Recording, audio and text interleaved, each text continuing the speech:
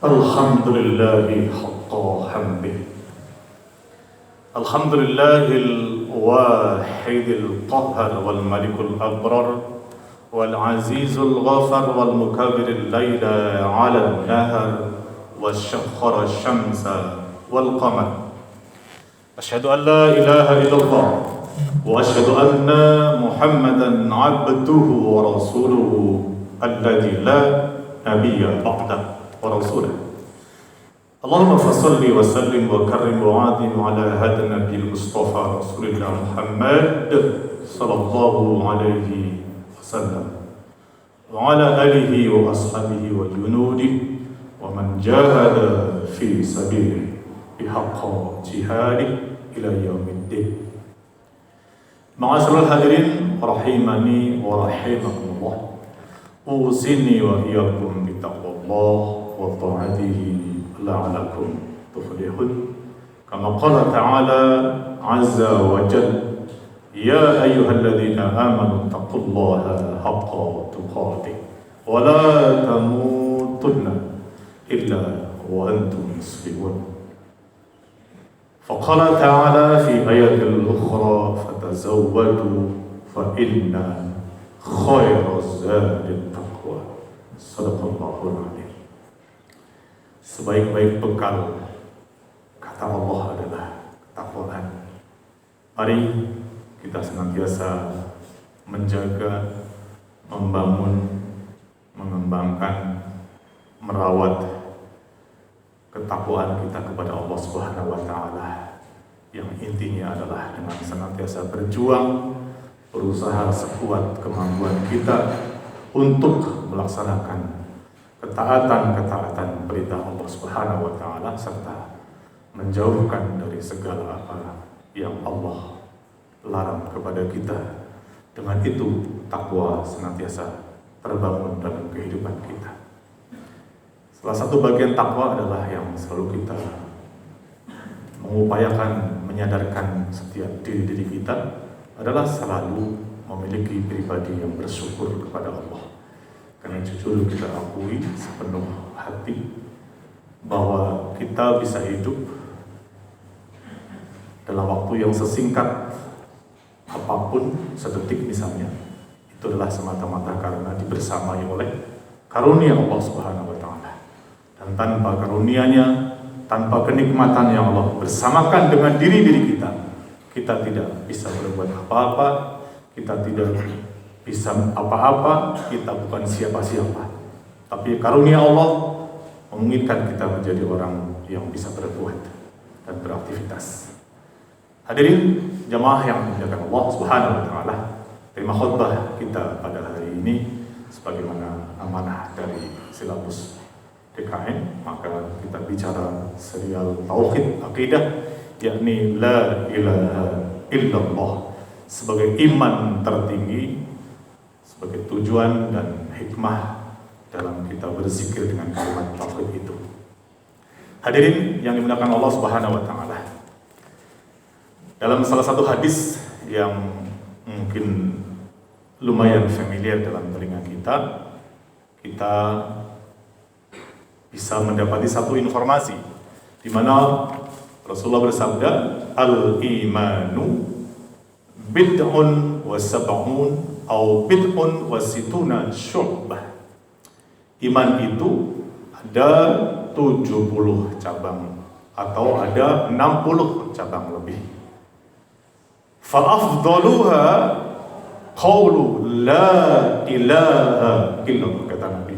Dan yang paling tinggi, yang paling fadilah, yang paling besar adalah ucapan kalimat tauhid, yakni la ilaha illallah. Wa adnaha amatatul adha 'anit tariq. Dan yang paling ringan, kata Nabi, adalah menyingkirkan gangguan yang ada di jalan. Dan dalam ujung hadis ini Rasulullah menyebutkan salah satu cabang iman, wal haya'u syu'batun minal iman. Dan malu itu, haya, rasa malu itu adalah bagian dari cabang keimanan. Hadirin yang saya muliakan, iman yang paling atas Bagaimana hari tadi kita dapat satu pemahaman, satu informasi, satu penjelasan bahwa iman yang paling tinggi, iman yang paling atas adalah mengakui kemahaesaan Allah Azza wa Jalla yang termaktub, yang terungkap dalam kalimat La ilaha illallah. Sementara cabang-cabang yang lainnya, cabang-cabang iman yang lainnya adalah merupakan turunan dari pusat atau dari pangkalnya, yaitu kalimat tauhid La ilaha illallah. Artinya apa para jemaah sekalian? Makna yang terkait diantaranya adalah bahwa segala amal apapun tidak akan berarti, segala amal apapun tidak akan ada gunanya dan maknanya tanpa dilandasi dan didahului oleh tauhid atau keimanan kepada Allah Subhanahu wa taala. Karena la ilaha illallah adalah penentu dari segala amal perbuatan kita. Kita lihat kalimatul la ilaha illallah adalah dalam ungkapan Quran itu sebagai kalimatut thayyibah. Mari kita sejenak melihat bagaimana Allah memberikan satu perumpamaan yang sungguh indah, syarat dengan makna, dengan diksi yang luar biasa. Silakan kita simak dengan iman, para jemaah sekalian. Apa yang Allah firmankan dalam Al-Quranul Karim surat ke-14, yakni surat Ibrahim ayat ke-24. Kalau mau disempurnakan dengan ayat berikutnya 25. Apa kata Allah dalam ayat ini? Alam taro kaifa daraballahu mathalan. Ya. Tidakkah kamu perhatikan bahwa Allah Subhanahu wa taala telah membuat mathalan, permisalan, perumpamaan itu apa? Kalimatut thayyibah, kalimatan thayyibatan kasyajaratin thayyibah. Allah bikin satu permisalan, Allah bikin satu perumpamaan, analogi bahwa yang dimaksud dengan kalimat thayyibah, kalimat yang baik itu adalah kasyajaratin thayyibatin, seperti pohon yang baik. Tidak sampai di situ Allah berikan penegasan pada ujung ayat ini. Pohon yang baik itu sebagai bentuk permisalan dari kalimat akidah yang baik adalah asluha tsabit, di mana akarnya itu sabat, kokoh, menghunjam dalam dan kuat sekali, dan kemudian wa far'uha fis sama, dan kemudian ranting-rantingnya menjulang atau cabang-cabangnya menjulang ke langit. Hadirin, silahkan kita mencoba melihat dengan pikiran imajinasi kita bagaimana sebuah pohon yang rindang, yang kemudian akarnya tunjang, kokoh, sabat ke dalam bumi, dalam, sebesar apapun terpaan angin, dalam tanda kutip, sulit dia roboh dan tumbang. Sudahlah akarnya menggunjang, pohonnya rindang. Tidak cuma di situ digambarkan dalam ayat 25-nya, memperjelas ayat sebelumnya di hati. Apa kata Allah? Tu'ti ukulaha kulla hinin bi'idni rabbiha. Tu'ti ukulaha, kata Allah, di mana pohon itu memberikan buahnya kulla hinin, di setiap musimnya. Kemudian bi'idni rabbiha, atas izin Tuhannya. Wa yadribullahul amsal, demikianlah Allah memberikan satu permisalan, satu perumpamaan linnas, untuk kita semua manusia, la'allahum yatadzakkarun, agar kita manusia menjadi hamba-hamba yang selalu ingat kepada Allah menggunakan akal pikirannya. Hadirin yang saya muliakan rahimani wa rahimakumullah. Begitu indah, begitu jelas permisalan yang Allah buat dalam firman sucinya, bahwa orang yang memiliki akidah yang kuat, orang yang memiliki tauhid yang kuat, orang yang faham dengan kalimat thayyibah, yakni la ilaha illallah, seperti pohon yang akarnya menghunjam, tunjang kuat ke bawah, sabat, dan cabang-cabangnya menjulang ke langit. Dan kemudian pada musim-musim yang telah ditentukan, pohon itu memberikan buahnya. Dan kemudian sekalipun tidak sedang berbuah, katakanlah begitu, kita bisa lihat bagaimana fungsi kerindangan sebuah pohon ketika kita berteduh di bawahnya. Hadirin yang saya muliakan, makanya seorang muslim yang memiliki kalimat thayyibah, maksudnya memiliki pemahaman tentang kalimat tauhid atau kalimat thayyibah dalam ayat tadi dalam dirinya, maka dia ibarat pohon yang kokoh, yang tidak mudah tumbang menghadapi serbuan angin sebesar dan sekuat apapun itu angin. Dan pada saat yang sama Pak, pada saat yang sama, selain dia kuat, kokoh, menghujam, sekali lagi adalah senantiasa pohon itu memberikan buah-buahnya untuk kemaslahatan orang yang ada di bawahnya. Memberikan buah, dan kemudian dalam makna yang kita adalah senantiasa punya amal-amal soleh yang bermanfaat bagi dirinya, bagi masyarakatnya. Dengan demikian maka la ilaha illallah adalah kekuatan yang amat dahsyat. La ilaha illallah adalah energi yang sangat super, yang membuat seorang mukmin memiliki kekuatan besar dalam menghadapi terpaan, ujian, dan cobaan dalam kehidupan. Kalau kita kembangkan, orang yang memiliki tauhid yang kuat, kalimatut thayyibah, adalah memiliki pula mental tahan uji, sabar, istiqomah, kemudian tidak pernah mengenal kata putus asa, dan penuh dengan optimisme. Dan di saat yang sama sekali lagi, dia selalu melakukan amal-amal kesalehan, amal-amal kebajikan yang bermanfaat bagi dirinya dan bagi sesama. Kenapa? Karena tanpa amal, iman pun tidak ada. Artinya, iman sekuat apapun tidak mungkin dibenarkan kecuali diterjemahkan dan dibuktikan dalam amal perbuatan. Hadirin yang saya muliakan, sebab itu pribadi-pribadi muslim yang profesional, kalau dia sebagai pekerja, karyawan, atau sebagai pegawai apapun, maka ketika dia memahami atau memiliki pemahaman yang sangat mendalam tentang kalimatut thayyibah, maka mereka akan memiliki mentalitas dalam bekerja yang sangat baik, sebagaimana gambaran dalam permisalan ayat di atas. Dengan semua itu, maka seorang karyawan, seorang pegawai, seorang pekerja, atau apapun yang lainnya, ketika dia menghayati, memiliki pemahaman kepada kalimatut tauhid la ilaha illallah, maka dalam bekerja dia memiliki mental itqanul amal. Terjemahan kita adalah profesionalitas dalam bekerja. Tentu makna yang terkait dalam kata itu dari antaranya adalah tidak mudah menyerah dalam menghadapi berbagai macam tantangan, bahkan cobaan dalam pekerjaannya tentunya, dan di saat yang sama dia memiliki mentalitas produktif yang tinggi. Hadirin, itu korelasi kalimat thayyibah dalam konteks kita bekerja misalnya. Pada jamaah sekalian yang dimuliakan Allah Subhanahu wa taala, la ilaha illallah pun juga merupakan simbol iman yang tertinggi.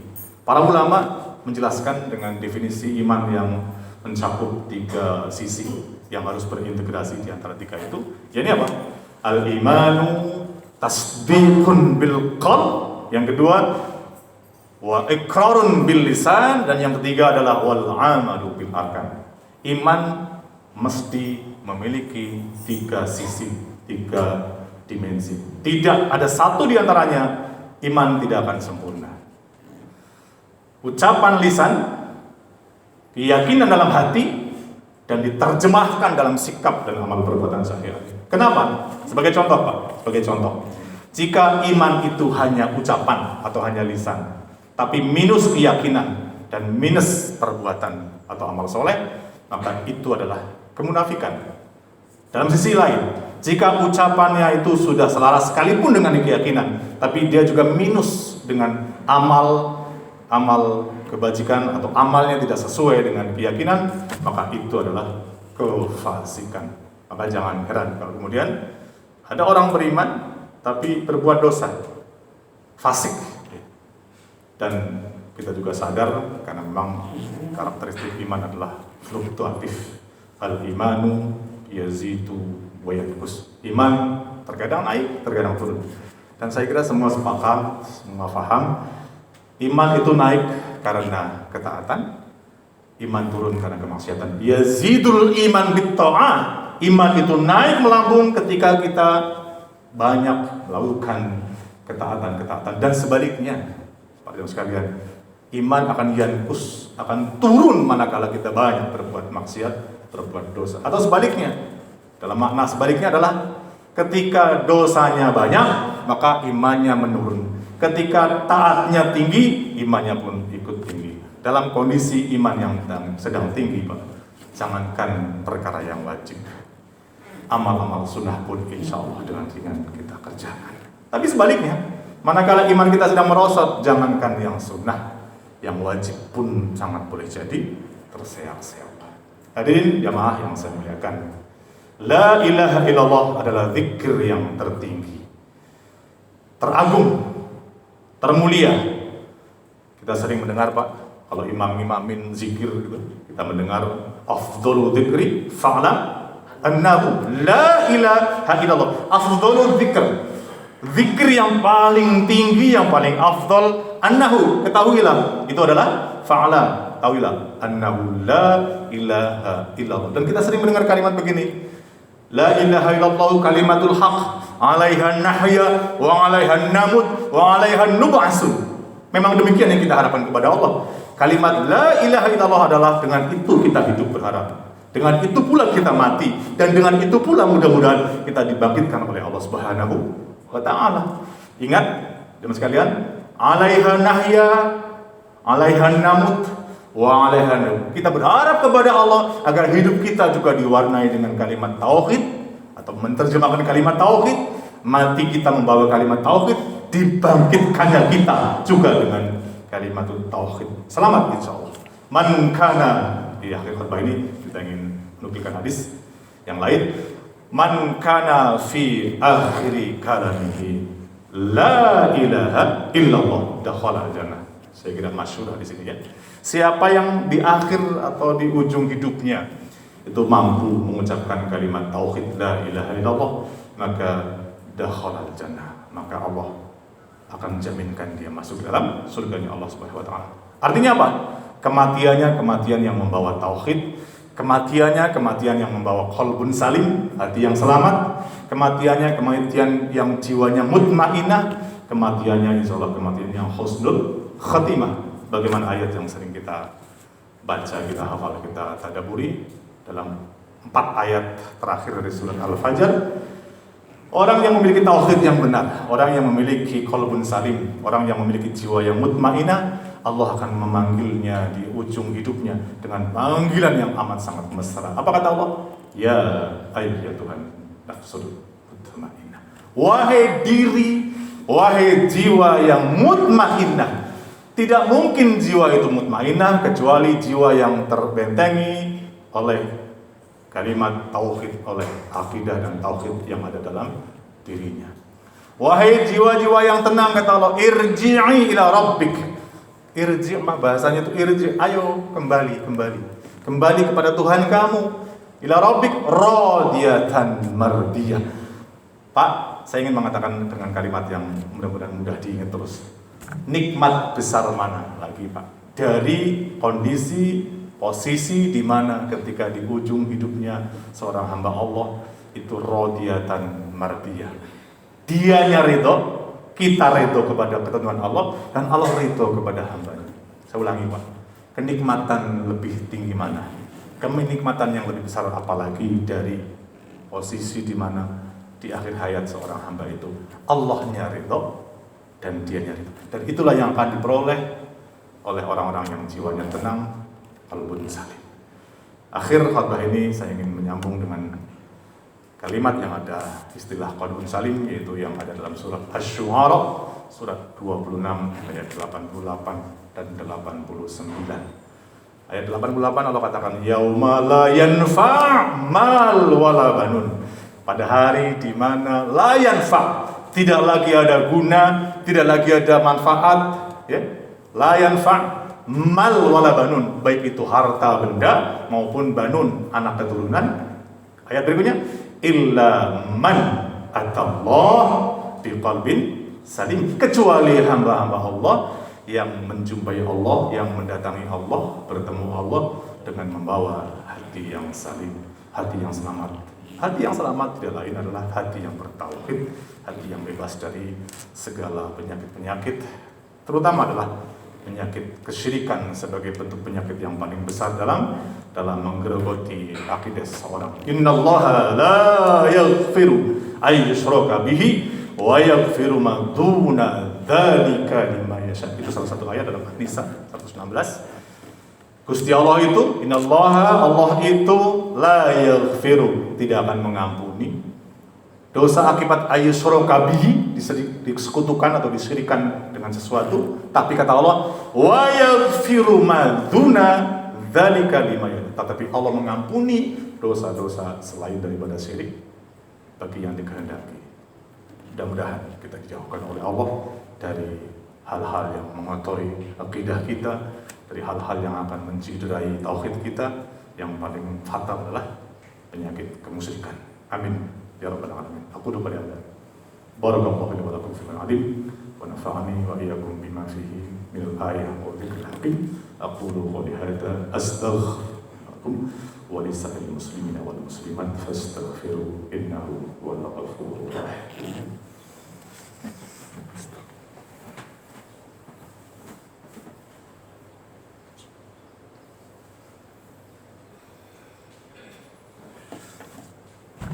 Alhamdulillahirabbil alamin. Alhamdulillahilladzi hadana li hadza wa ma kunna linahtadiya laula an hadana Allah. Asyhadu an la ilaha illallah wa asyhadu anna Muhammadan abduhu wa rasuluhu alladzi la nabiyya ba'dahu. Allahumma shalli wa sallim karim ala hadza nabi Muhammad sallallahu alaihi wasallam wa ala alihi wa sahbihi wa ba'd. Usini wa iyyakum bi taqwallah wa ta'atihi la'allakum tuflihun. Sebelum saya memungkasi dengan munajat kepada Allah pada akhir khutbah yang kedua, mohon izin menambahkan sedikit dari khutbah yang pertama agar tema kita walaupun hanya sedikit waktu bisa menjadi renungan yang lebih luas. Pada khutbah yang ini saya sampaikan kepada kita semuanya, tujuan dari zikir kalimat la ilaha illallah di antaranya, karena sangat banyak yang bisa kita dapati dari berzikir kalimat tauhid, di antaranya adalah akan memasukkan iman ke dalam hati. Qalatil a'rabu amanah. Kita bisa lihat, kita baca surat Al-Hujurat 49 ayat 14. Ketika sekelompok orang Arab Badui berkata kepada Nabi, saya sudah beriman ya Rasul. Tapi kata Nabi, kamu belum beriman, kamu baru berislam. Karena Islam, kalau imannya belum masuk, belum sempurna. Qalu amanah, kamu belum beriman. Walakin qulu aslamna, katakan saja kamu telah berislam. Kenapa? Karena imannya belum masuk. Nah, kalimat tauhid la ilaha illallah yang kita zikirkan, salah satu fungsinya adalah untuk menghunjamkan, meneguhkan, menguatkan iman ke dalam jiwa kita. Yang kedua adalah memperbaiki atau memperbaharui iman kita. Hadis yang insya Allah cukup masyhur juga, familiar. Jaddidu imanakum. Kata Nabi, perbaharuilah selalu iman kalian. Qila, ketika sahabat bertanya, ya Rasulullah, wa kaifa nujaddidu imanana? Bagaimana cara kami memperbaiki atau memperbaharui iman kami?